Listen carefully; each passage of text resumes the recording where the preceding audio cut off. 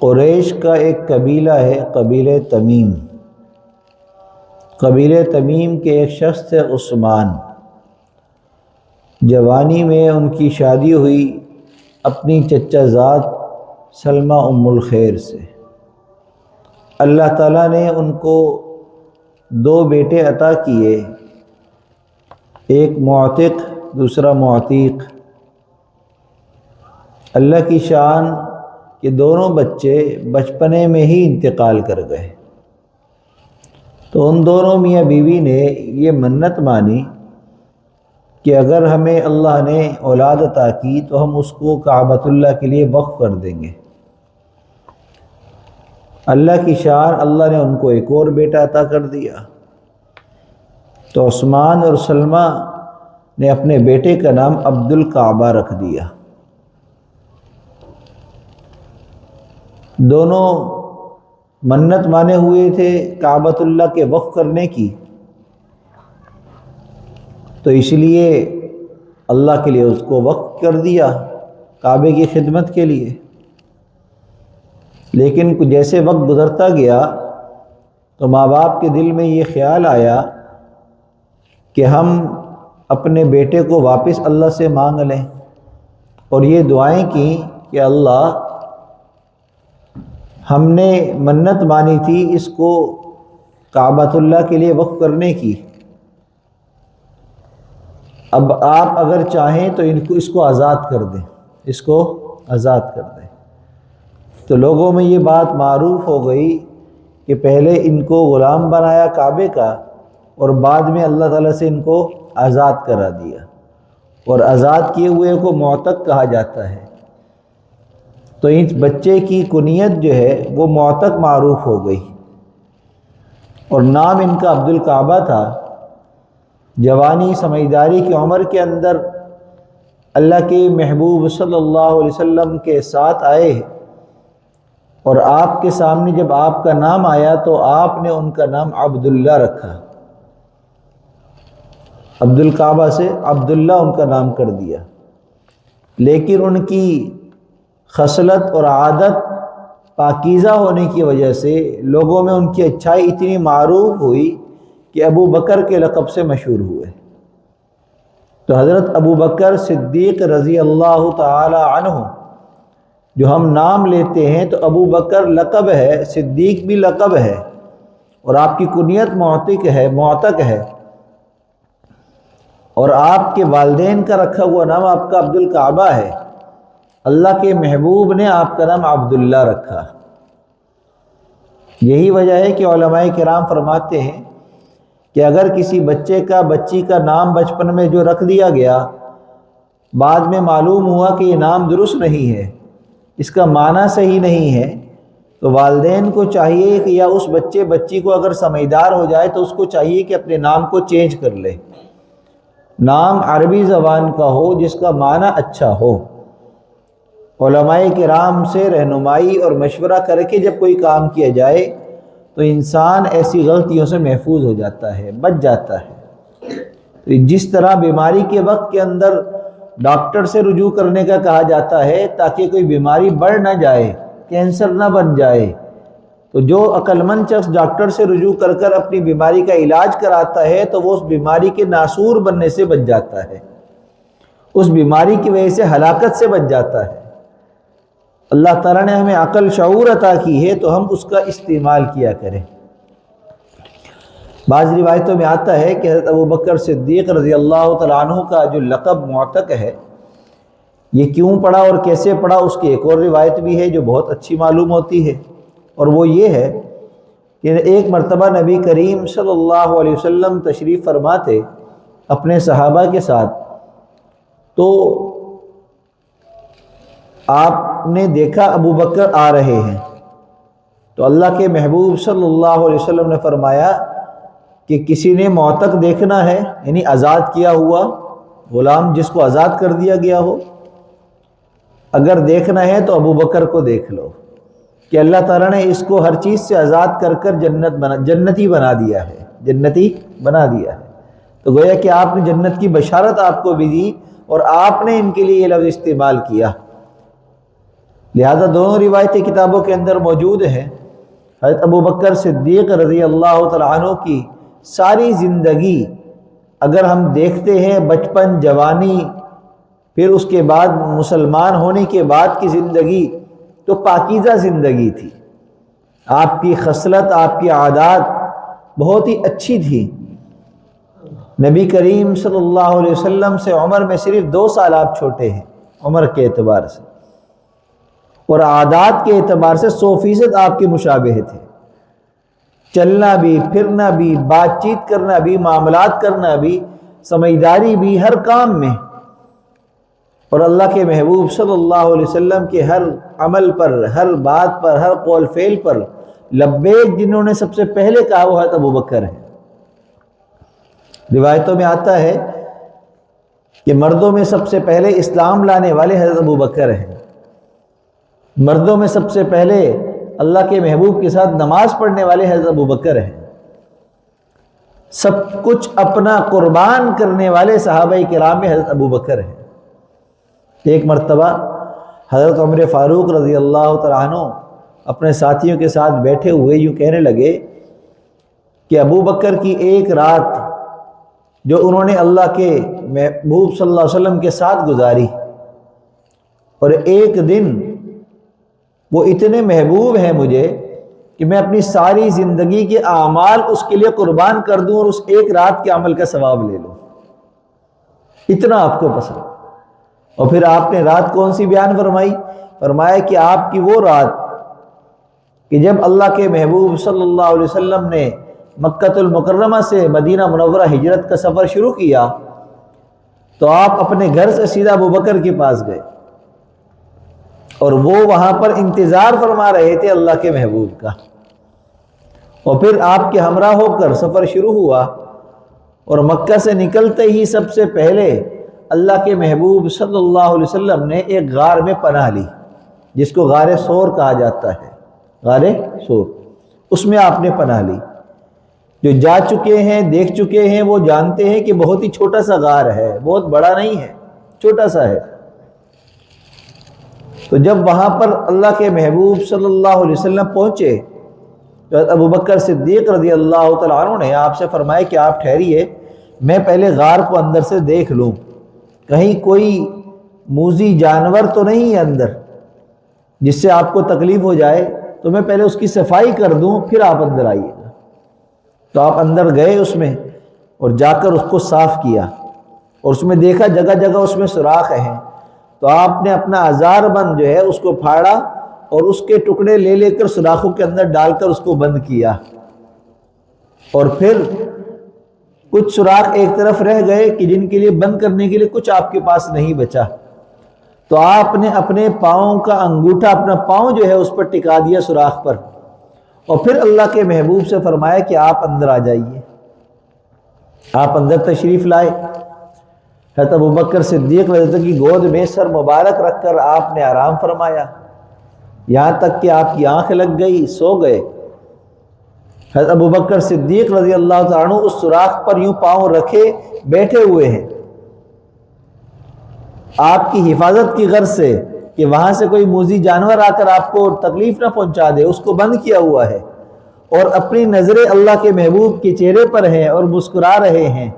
کیا منظر ہوگا کہ اللہ آسمانوں پر مسکرا رہا ہوگا کہ ایک طرف اللہ کا محبوب ہے، دوسری طرف اللہ کے محبوب کا صدیق ہے کہ جس کی گود کے اندر آپ نے سر رکھا ہوا ہے۔ کافی دیر گزر گئی، حضرت ابو بکر صدیق رضی اللہ تعالی عنہ کی آنکھوں سے آنسو نکلے۔ اب وہ ہل اس لیے نہیں رہے تھے کہیں آپ کی نیند خراب نہ ہو جائے،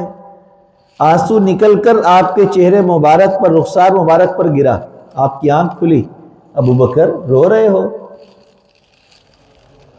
فرمایا کہ یا رسول اللہ رو نہیں رہا، آنسو نکل گیا تکلیف کی شدت کی وجہ سے۔ کیا ہو گیا؟ کیسی تکلیف؟ فرمایا کہ میں نے جس سوراخ پر پاؤں رکھا تھا کہ وہاں سے آپ کو کوئی موذی جانور تکلیف نہ پہنچا دے، کوئی حشرات الارض میں سے وہاں سے کوئی داخل نہ ہو جائے، وہاں سے کسی نے سانپ نے مجھے ڈس لیا ہے،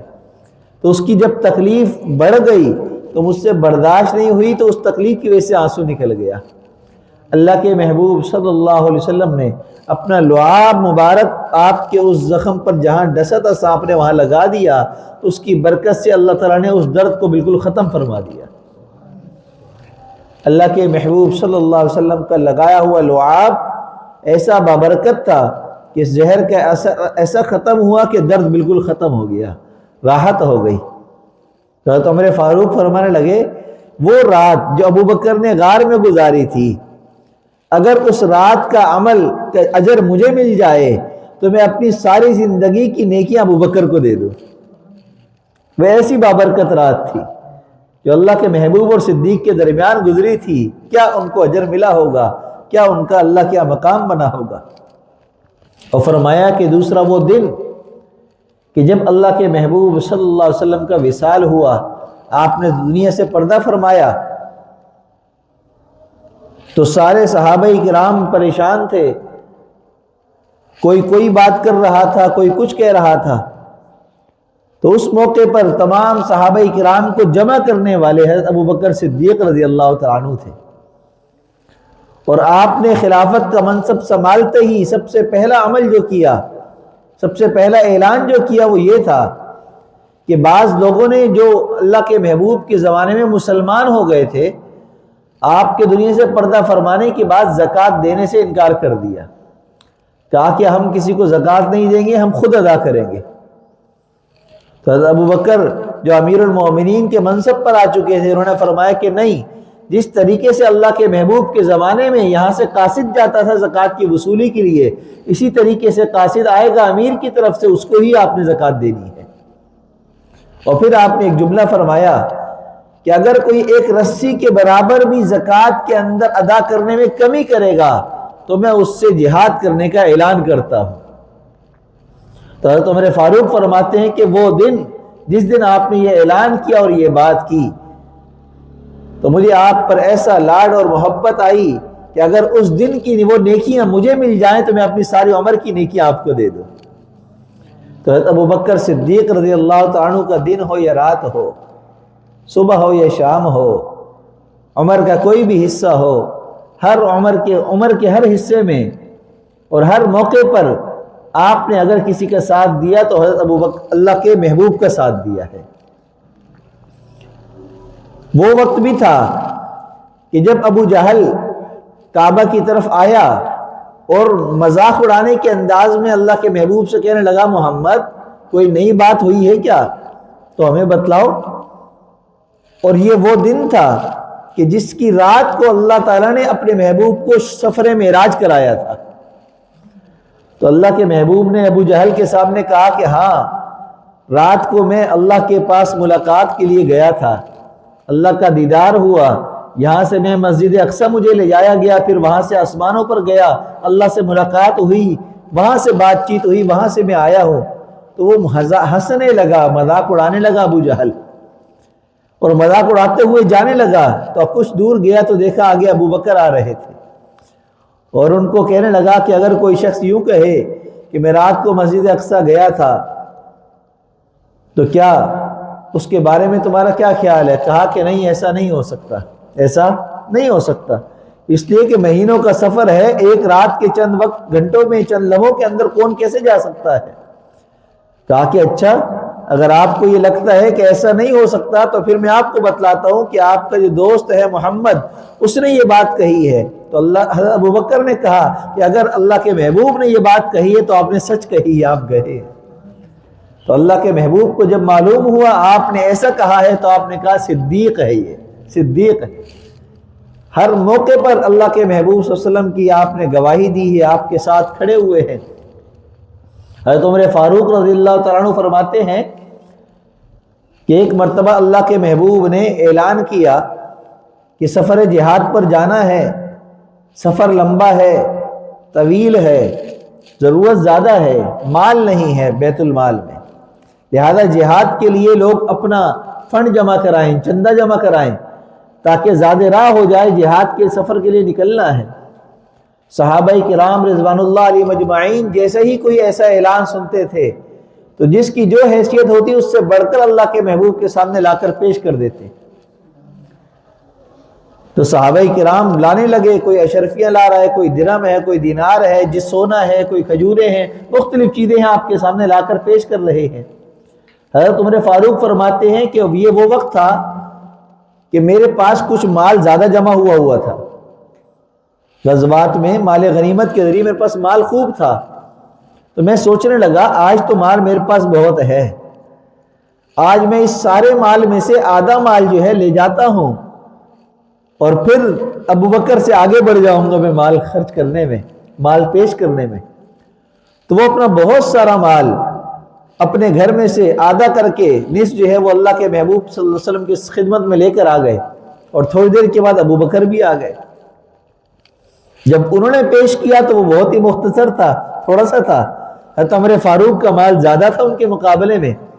اب یہ خاموش ہیں اور یہ سوچ رہے ہیں کہ آج میں ابو بکر سے آگے بڑھ جاؤں گا مال خرچ کرنے میں، مال پیش کرنے میں۔ اللہ کے محبوب صلی اللہ علیہ وسلم نے جب ابو بکر کی طرف دیکھا تو مسکرائے، اور یہ نہیں کہا کہ کیا لائے، کتنا لائے، سوال یہ کیا ابو بکر مال جو لائے تو لائے، یہ بتاؤ کہ گھر میں کیا چھوڑ کر آئے۔ جب یہ سوال ہوا تو عمر فاروق فرماتے ہیں کہ بس میں سمجھ گیا کہ آج بھی میں ان سے آگے نہیں بڑھ سکتا۔ اور پھر وہی ہوا کہ ابو بکر نے فرمایا کہ یا رسول اللہ صلی اللہ علیہ وسلم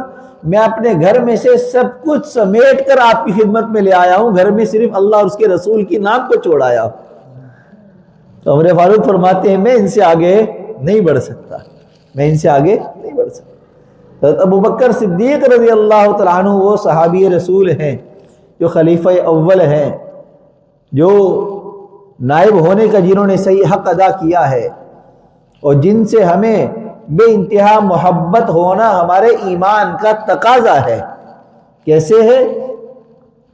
سفر ہجرت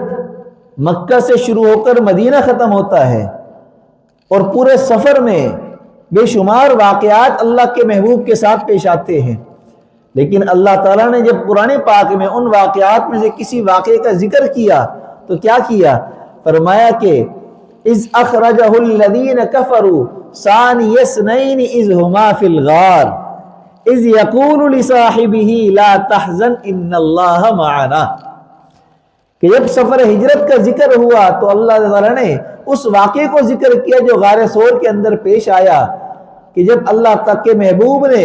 اپنے ساتھی ابو بکر سے کہا کہ غم نہ کر، اللہ ہمارے ساتھ ہے، اللہ ہمارے ساتھ ہے۔ تو اللہ تعالیٰ نے یہ بات قرآن پاک میں بیان کر کے قرآن کا حصہ بنا کر ایمان والوں کو یہ پیغام دیا ہے کہ اگر تمہارا ایمان کامل اگر ہو سکتا ہے تو ابو بکر کی محبت سے ہو سکتا ہے، ابو بکر کے تذکرے سے ہو سکتا ہے، اس کی عقیدت سے ہو سکتا ہے۔ تو اس لیے آج ہم اپنے بچوں کو سب کچھ پڑھائیں، لیکن صحابہ کرام کے واقعات ضرور سنائیں، ابو بکر کے واقعات ضرور سنائیں، عمر فاروق کی تاریخی واقعات ضرور سنائیں۔ اللہ کے محبوب صلی اللہ علیہ وسلم کی سیرت سناتے ہوئے صحابہ کرام نے جو قربانیاں دی، جیسے محبت اور عقیدت پیش کیا ہے اللہ کے حضور ہے، اس کو اپنے بچوں کے سامنے ضرور پیش کریں، تاکہ ہماری نسلوں کے اندر بھی ابو بکر، عمر، عثمان اور علی سے محبت کرنے والے پیدا ہوں۔ ورنہ یقین جانیے جو تذکرے ہمارے گھروں میں ہوتے ہیں، ہمارے موبائلوں کے اندر ہو رہے ہوتے ہیں، ہماری محفلوں میں ہو رہے ہوتے ہیں، ہمارے شادی بیاہوں کے اندر ہو رہے ہوتے ہیں، اگر انہی تذکروں کو دیکھا جائے تو پھر الامان والحفیظ، بڑی خراب اور بڑی بری رسمیں ہمارے ہاں چل پڑی ہیں، جس میں بچوں کو کچھ دین کے بارے میں پتہ ہی نہیں چلتا ہے کہ دین ہمارا ہے کیا، حالانکہ دین تو بڑا ہی آسان ہے، دین تو بڑا ہی آسان ہے۔ اللہ تعالیٰ اپنے بندوں سے محبت کرتے ہیں۔ ایک مثال میں دیتا ہوں کہ ماں باپ اپنے بچوں سے محبت کرتے ہیں، تو مجھے بتلائیے کون سے ایسے ماں باپ ہیں جو اپنی اولاد کے لیے یہ چاہتے ہوں کہ اس کو تکلیف ہو؟ کوئی نہیں چاہتا۔ تکلیف کے اندر بھی اس کی راحت پہنچانے کے لیے ماں باپ کوشش کرتے ہیں۔ ماں کی محبت کی مثالیں دی جائیں تو سردی کی رات ہو، بچہ گیلا ہو جائے اور سوکھی جگہ نہ ہو تو ماں کہتی ہے گیلی جگہ میں سو جاؤں، بچہ سوکھی جگہ سو جائے، اس کی نیند خراب نہ ہو جائے۔ اگر باپ کی محبت کی مثالیں دی جائیں تو کوئی باپ ایسا نہیں ہوگا جو یہ کہے کہ میری اولاد ناکام ہو جائے، نامراد ہو جائے۔ باپ جیسا بھی ہو وہ چاہتا ہے میری اولاد کامیاب ہو، مجھ سے آگے بڑھے، اگر میں نے ایک کام کیا ہے تو یہ دو کام کرے۔ اگر دنیا کے اندر کوئی لگا ہے تو وہاں کی ترقی کے لیے اولاد کی ترقی چاہتا ہے، کوئی دین میں لگا ہے تو وہ دین کے اندر اپنی اولاد کی ترقی چاہتا ہے۔ تو اللہ تعالیٰ نے ماں باپ کو جذبہ اتنا محبت والا دیا ہے، فطری چیز ہے۔ بالکل ایسے ہی اللہ اور اللہ کے محبوب کی محبت اللہ کی اپنی مخلوق کے ساتھ، اپنی امت، اپنے محبوب کی امت کے ساتھ، اور اللہ تعالیٰ کے محبوب صلی اللہ علیہ وسلم کی اپنی امت کے ساتھ جو عقیدت اور محبت ہے یہ فطری ہے، اور اس فطری محبت کا تقاضا یہ ہے کہ اللہ تعالیٰ ہمارے لیے کوئی تکلیف نہیں چاہتے، کوئی مشکل نہیں چاہتے، اللہ تو ہم سے محبت کرتے ہیں۔ تو جب اللہ ہم سے محبت کرتے ہیں تو اللہ نے یہ دین اپنے محبوب کے ذریعے بھیجا ہے، وہ بھی آسان ہی ہوگا یا مشکل ہوگا؟ آسان ہوگا، محبت والا ہوگا، عقیدت والا ہوگا۔ جب ہم اس پر چلیں گے تو انشاءاللہ اس کا ہمیں فائدہ ہوگا، نقصان کبھی نہیں ہوگا۔ اللہ کے محبوب صلی اللہ علیہ وسلم نے ایک دفعہ یوں فرمایا، اے ابو بکر تمہیں جنت کے سارے دروازے پکاریں گے۔ اور ایک مرتبہ آپ نے یوں فرمایا کہ میں نے خواب دیکھا، جبرائیل امین آئے اور میرا ہاتھ پکڑ کر مجھے لے کر چلے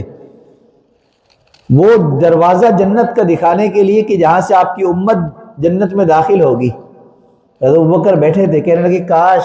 کہ میں بھی آپ کے ساتھ ہوتا، یعنی جبرائیل امین جب آپ کو لے جا رہے تھے خواب میں بھی ساتھ ہوتا۔ تو اللہ کے محبوب نے فرمایا کہ ابو بکر تم سب سے پہلے جنت میں، انبیاء کے بعد میرے بعد سب سے پہلے جنت میں داخل ہونے والے تم ہوگے۔ یعنی کوئی ایسا موقع نہیں ہے کہ اللہ کے محبوب نے آپ کی تعریف نہ کی ہو، آپ کو جنت کی بشارت نہ دی ہو۔ ایک مرتبہ آپ نے یوں فرمایا کہ ہر نبی کے 4 وزیر ہوتے ہیں، 2 زمین پر 2 آسمانوں پر۔ فرمایا کہ میرے بھی 4 وزیر ہیں، 2 آسمان پر ہیں، ایک جبرائیل ہے، ایک میکائیل ہے، اور 2 زمین پر ہیں، ابو بکر اور عمر ہیں۔ اور فرمایا کہ حشر والے دن سب سے پہلے روزہ اقدس سے جو اٹھیں گے وہ اللہ کے محبوب صلی اللہ علیہ وسلم نے فرمایا کہ میں اٹھوں گا، اور فرمایا کہ میرے بعد ابو بکر اٹھیں گے، اور ابو بکر کے بعد عمر اٹھیں گے، اور عمر کے بعد پھر جنت البقیع والے اٹھیں گے۔ تو اللہ کے محبوب صلی اللہ علیہ وسلم کا جب بھی تذکرہ آتا ہے تو ساتھ ساتھ ثانی اثنین ابو بکر کا تذکرہ بھی آ جاتا ہے۔ تو اگر ہمیں سیرت کو سمجھنا ہے، سیرت کو پڑھنا ہے، اس کو اپنانا ہے، تو ہمیں ابو بکر صدیق رضی کی سیرت کو دیکھنا ہوگا، اس لیے کہ آپ کے اخلاق، آپ کی عادات، آپ کی بات چیت، آپ کا نشیب و فراز، ہر چیز اللہ کے محبوب کے مشابہ تھا، آپ کو اختیار کرنے والے تھے۔ تو اس لیے ضرورت اس بات کی ہے کہ ہم حضرت ابو بکر صدیق رضی اللہ تعالیٰ عنہ کی سیرت کو بار بار بیان کیا کریں، اپنے بچوں کو ان کے قصے سنایا کریں، تاکہ ہمیں یاد رہے کہ ہم کن کے متبعین ہیں اور کن کے ہم پیروکار ہیں۔ بس آخری بات کر کے میں بات کو ختم کرتا ہوں۔ اللہ کے محبوب صلی اللہ علیہ وسلم تشریف فرما ہے، صحابہ کرام بھی آپ کے پاس بیٹھے ہیں، آپ نے فرمایا جبرائیل امین آئے، اور جبرائیل امین نے دیکھا ابو بکر کو کہ ایک پرانا سا چوغا کرتا جو ہے ایک پہنے ہوئے ہیں، اور بٹن جو ہے اس میں نہیں ہے، تو بٹن کی جگہ ایک کانٹا لگایا ہوا ہے بٹن کی جگہ پر۔ تو جبرائیل امین نے اللہ کے محبوب کو فرمایا کہ اللہ تعالیٰ کی طرف سے میں آیا ہوں اور پیغام یہ لے کر آیا ہوں کہ آپ ابو بکر سے پوچھئے کہ وہ اللہ سے راضی ہے، وہ اللہ سے راضی ہے۔ تو حضرت ابو بکر نے جیسے ہی سنا فرمایا کہ یا رسول اللہ میں اس حال میں بھی اللہ سے راضی ہوں، میں اس حال میں بھی اللہ سے راضی ہوں۔ اللہ تعالیٰ کو ابو بکر کا وہ لباس ایسا پسند آیا، بعض کتابوں میں لکھا ہے